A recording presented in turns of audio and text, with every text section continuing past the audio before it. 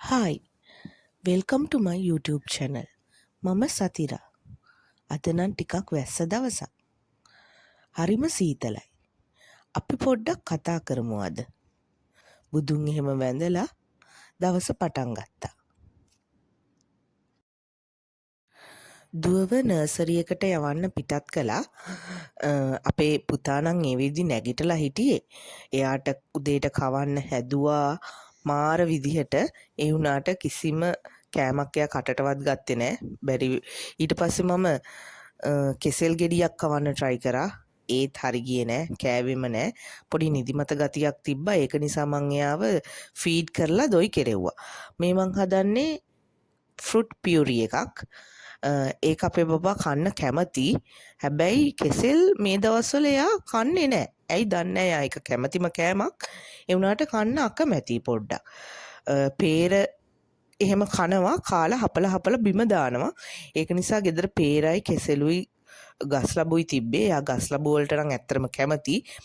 බබාලා කන්නේ නැති පළතුරු තියෙනවා නම් කන පළතුරක් එක්ක මිශ්‍ර කරලා මේ විදිහට පියුරි එකක් හැදුවාම නොකන බබාලත් කයි කියලා මම නම් හිතන්නේ. මොකද මගේ බබා නම් කනවා එහෙම. දැන් මම කෙසෙලුයි පේරයි දෙකම දාලා ගස් ලැබුත් එක්ක ගස් ලැබු ටිකක් වැඩියෙන් දාන්නේ. දාලා මේ පියුරි එක හදාගන්නේ. හරිම රසයි ඇත්තටම. ඔයාලට ඕනේ නම් තව පැණි රස ටිකක් ඕනි කියලා හිතෙනවා නම් සීනි බිඳුවක් විතර දාගන්න. එහෙම නැතත් ගොඩක් රසයි. සීනි නැතත් ඔයාලගේ බබාලට මී පැණි දෙන බබෙක් නම් මී පැණි ටිකක් නැත්තම් රටඉඳි සිරප් දාන්න පුළුවන් මාස 8ට වැඩි බබාලට නම්. එහෙම දැම්මහම තව ගොඩක් රසයි. මට නම් මේ වෙලාවේ එහෙම කිසිම දෙයක් තිබ්බේ නැහැ. ඒක නිසා මම මේ විදිහටම තමයි පළතුරු ටික ඇඩ් කරගත්තේ. ඔයාලට කැමති නම් මේකට ෆ්‍රෙෂ් මිල්ක් දාන්න පුළුවන්. මම නම් වතුර තමයි ඇඩ් කරන්නේ. මොකද ෆ්‍රෙෂ් මිල්ක් මේ වෙලාවේ තිබ්බේ නැහැ. නැත්තම් මම වෙනදට නම් ෆ්‍රෙෂ් මිල්ක් තමයි මේකට දාන්නේ. පොඩ්ඩක් කෝප්ප භාගයක් ඕනෙත් නැහැ. කෝප්ප කාලක් වගේ චුට්ටක් වතුර හරි ෆ්‍රෙෂ් මිල්ක් හරි දාලා මේක බ්ලෙන්ඩ් කරගන්න පුළුවන්. මම නම් මේක උදේට දවල්ට රෑට 3 වේලටම දෙනවා. අමතර ආහාරයක් විදිහටත් දෙනවා. බබම්කුත් කන්න නැති වෙලාවට ප්‍රධාන ආහාරයක් විදිහටත් දෙනවා. ඒ වෙලාවටත් දෙනවා. මේ බබාට මම මුල ඉඳලම පොඩ හුරු කරලා තියෙන්නේ සීතල කෑම උෂ්ණ කෑම කියලා වෙන් කරලා නැහැ. බබාට පොඩි කාලේ ඉඳලම පොඩ හුරු කරපුවාම අපිට ලේසි ඒ කෑම වලින් වෙන දේවල් ඒ කියන්නේ සීතල කෑම කෑවහම හෙම්බිරිස්සාව හැදෙනවා. උෂ්ණ කෑම කෑවහම බිබිලි දානවා, පළු දානවා. ඒ වගේ දේවල් වෙන නිසා මම දැම්ම ඉඳන්ම බබාට හුරු කරලා තියෙන්නේ ඒවා පොඩ රැට දෙන්න, දවල්ට දෙන්න, උදේට දෙන්න එහෙම කියලා වෙන් කරගෙන නැතුව පොඩ දීලා හුරු කරගෙන තියෙන්නේ. එතකොට තමයි බබාලා අර එකපාරටම බබාට සීතල කෑමක් වැටුනහම බබාට අමාරු වෙනවා. ඒක දරා ගන්න ඇඟට. ඒක නිසා ඔයාලත් එහෙම කරලා බලන්න. ඔයාලා කැමති නම්. ඔයාලට මේක තප්පර 10ක් 15ක් 20ක් ඇතුළත බ්ලෙන්ඩ් කරගන්න පුළුවන්. මම නම් කෑලි හිටින් නැති වෙන්න තමයි බ්ලෙන්ඩ් කරගන්නේ. කැමති නම් මේකට යෝගට් හැන්දක් දෙකක් එකතු කරන්නත් පුළුවන්. යෝගට් බබාට දෙන අම්මා කෙනෙක් නම් මේක මම නම් හිතන්නේ මේ ආහාර පුරුදු කරලා තියෙනවා නම් මාස 6 ඉඳලම ලොකු බබාලා වෙනකම්ම දෙන්න පුළුවන්. හරිම රසවත් ගුණවත් කෑමක්.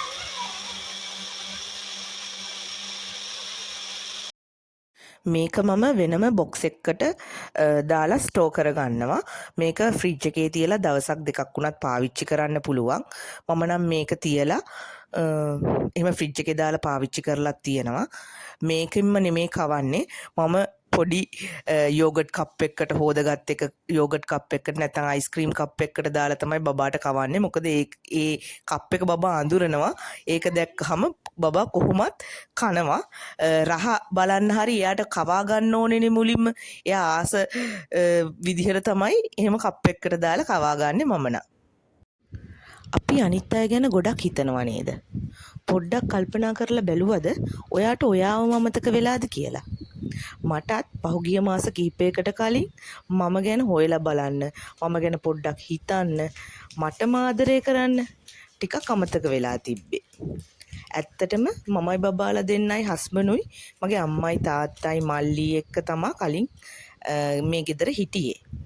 එතකොට මට පුදුම තරම් නිදහසක් තිබුණා. මට මං ගැන හිතන්න ඕන දෙයක් කරන්න මට මාරම නිදහසක් තිබුණේ. මට ගොඩක් වෙලාවක් තිබුණා. දැන් මාස 5-6කට කලින් එයාලා මහ ගෙදර ගියා. ඊට පස්සේ තමයි මට මාව අමතක වෙන්න පටන් ගත්තේ. ගෙදර වැඩයි, බබාලාගේ වැඩයි, හස්බන්ඩ්ගේ වැඩයි, ඒ වගේ වැඩ එක්ක මම හුඟක් බිසි වුණා. පුදුම තරම් බිසි වුණා. වැඩ වැඩි වුණාම මම ස්ට්‍රෙස් එකේ තමයි මුල් කාලේ පොඩ්ඩක් හිටියේ. මම වැඩ මැනේජ් කරගන්න බැරුව පස්සේ ටික ටික කරන්න පුළුවන් වැඩ ටික විතරක් කරලා අනිත් වැඩ පැත්තකින් තියලා පොඩි රිලැක්ස් එකක් ගත්තා.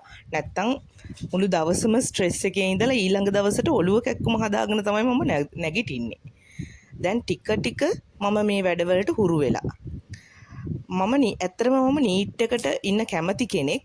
ඒත් පොඩි බබාලා දෙන්නෙක් එක්ක ඔක්කොම වැඩ වෙලාවට හරි පිළිවෙලට කරගන්න ටිකක් අමාරුයි. ඒක නිසා මට පුළුවන් උපරිමය කරලා ඉතුරු දේවල් ගැන වැඩි හිතන්න නැතුව ඉන්න පුරුදු වෙලා තියෙන්නේ. හැබැයි ඉස්සරහට මම ගැනම ටිකක් වැඩිපුර හිතන්න, ටිකක් මම වෙනස් වෙන්න, ලස්සනට ඉන්න, මටම ආදරය කරන්න මම පොඩි ප්ලෑන් එකක් කරගෙන යන ගමන් තමයි ඉන්නේ. ඒ කියන්නේ පොඩි වෙලාවක් මම මටම වෙන් කරගන්න තමයි ඉන්නේ. අපි බලමුකෝ ඉස්සරහට මට මේ දේවල් කරගන්න පුළුවන් වෙයිද කියලා. මම එහෙම පුළුවන් වෙයි කියලා ගොඩක් දුරට හිතනවා. මොකද මම මාස 5-6ක්ම මේ වැඩත් එක්ක පොඩ්ඩක් මට මේ තනියෙන් ඉන්න ජීවිතේට හුරු වෙන්න සිද්ධ වුණා. ඒක නිසා දැන් පොඩ්ඩක් මම ගැනත් මම හිතන්න බලාපොරොත්තු වෙන තමයි ඉන්නේ. මම පොඩ්ඩක් වැඩිපුර කියෙව්වා වගේ නේද? දැන් ඉතින් මට ආස විදිහට තේ එකකුත් හදාගෙන පොඩි වෙලාවක් නිදහසේ ඉන්නයි යන්නේ.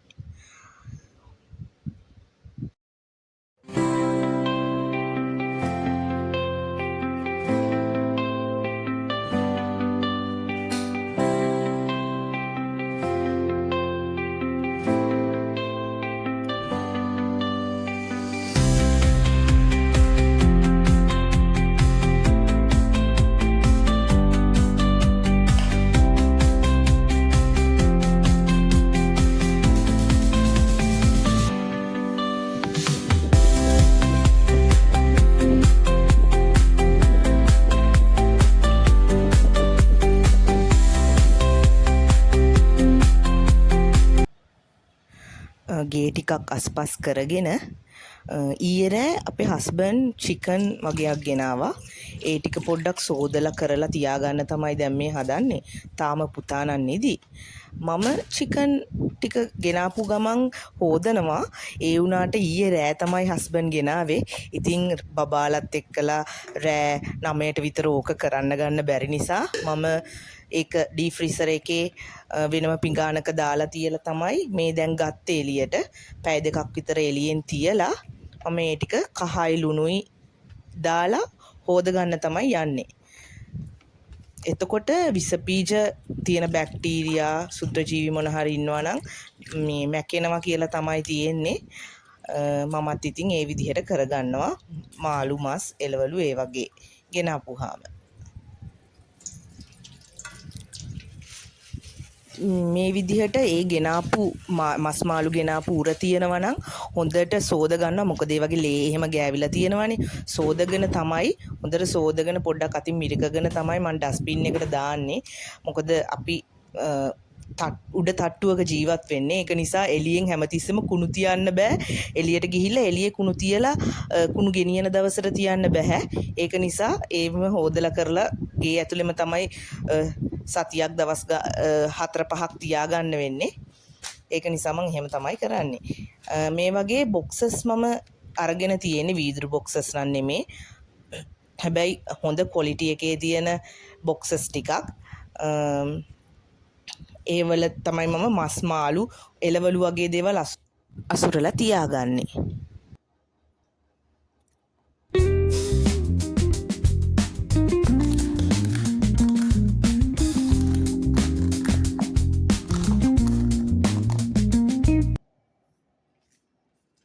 ඔන්න මං චිකන් ටික හෝදන අතරේ අපේ පැංචා නැගිටලා අලි අම්මා ගන්නවා.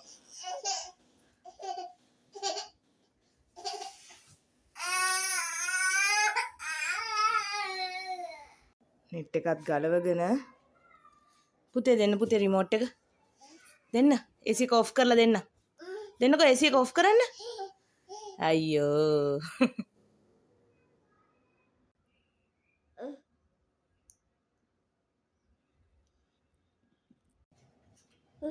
ඒ අතරම දුවත් ඔන්න ගෙදර ආවා.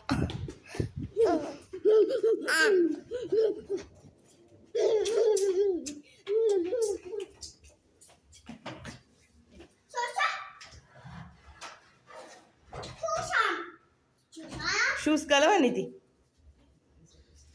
දැන් ඉතින් දිගටම සෙල්ලම තමා. කිරියම්ම තමයි ඉතින් මෙයාව හවසට ඉස්කෝලේ ඇරිලා ගෙනල්ලා දෙන්නේ නර්සරි එක ඇරිලා මට. ඒක ගොඩක් සහනයක් මට.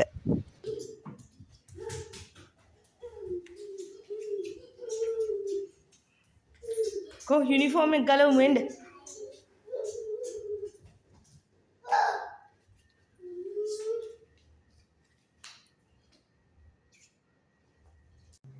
ඔන්න දැන් තමයි මට වෙලාවක් හම්බුනේ චිකන් ටික ෆ්‍රිජ් එකට දාන්න. නැත්තම් ඒක තව පොඩ්ඩෙන් අමතක වෙනවා. මට ගන්න පහසුවට චිකන් ටිකත් ෆ්‍රිජ් එකෙන් දාලා දැන් මම යන්නේ පොඩි එක්කෙනාට කවන්න, පුතාට කවන්න. ලොකු එක්කෙනාට නම් අම්මා කවනවා. මේ තියෙන්නේ කාලි ඉවර වෙලා. ඒ ටික හරි කවාගත් එක මට නම් ලොකු සහනයක්. දැන් ඉතින් සෙල්ලම නිදියනකම්.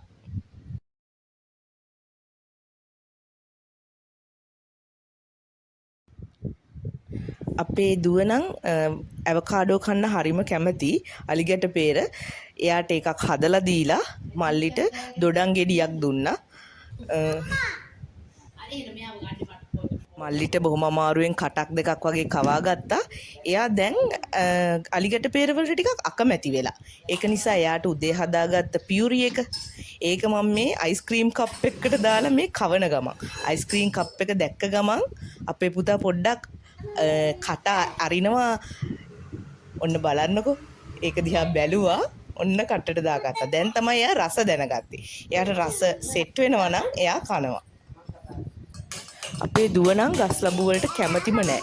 පොඩි කාලේ ඉඳලා කැමති නැහැ. තාත්තා වගේමයි. කොච්චර කවන්න හැදුවත් ඉතින් එච්චර තමයි. මෙයා නම් දෙයක් කියන්නද? අපේ හිතවල ප්‍රශ්න තියෙනවා නේද? ඒ ප්‍රශ්න අමතක කරන්න හොඳම ලේසිම විදිහක් කියන්නද? බිසී වෙන්න. ඔයාගේ වැඩත් එක්ක වෙනදට වඩා ටිකක් වැඩිපුර බිසී වෙන්න. ඒ කියන්නේ ගෙදර වැඩ කරන එකම නෙමෙයි. ඔයා කැමති ඕනම දෙයක් ඔයා කරන්න. ඕනම විනෝදාංශයක්. ඔයා කැමති දේවල් එක්ක බිසී වෙලා බලන්නකෝ. ඔයාගේ ප්‍රශ්න හිතේ තියෙන ප්‍රශ්න අඩු වෙලා සමහර විට ඒවා විසඳිලා තියේවි. මාව විශ්වාස කරන්න. ඒ ක්‍රමේ මම මේ අත්දැකීමෙන් කියන්නේ. දැන් ඉතින් මම දෙන්නව නිදි කරන්න තමයි යන්නේ.